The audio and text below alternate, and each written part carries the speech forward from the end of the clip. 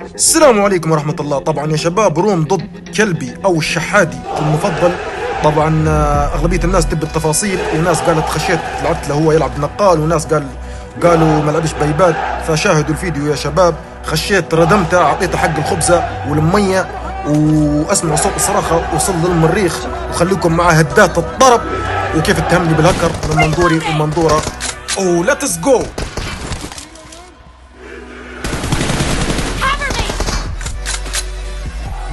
بيلعب كمبرة كتير، يعني كتير كمبرة كتير، مو شوي كمبرة فل عنده.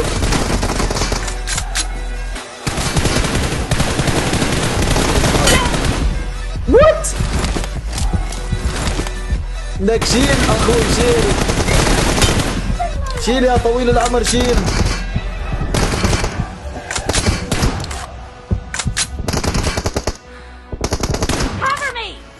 احنا ما بنحكي.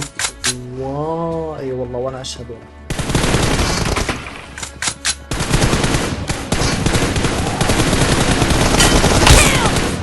يا اخي هذا لما بفتح سكوب وحش والله، وحش.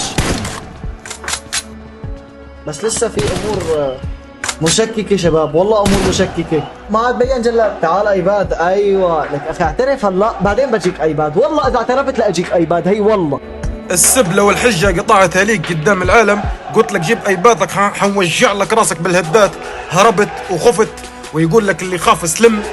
وبالدليل طلعت ثاني يوم قلت انا مريض، وعارف اني انا موجع لك راسك من الهدات. هذا ليش مرضت. فيا شحادي او كلبي المفضل، اذا كان نقصن عليك حق الخبزة كلمني، ما عندك مشكلة، حنفضل عليك. وكحل عينك بالنتيجة قدامك، وحمض اللبن على الجريوات.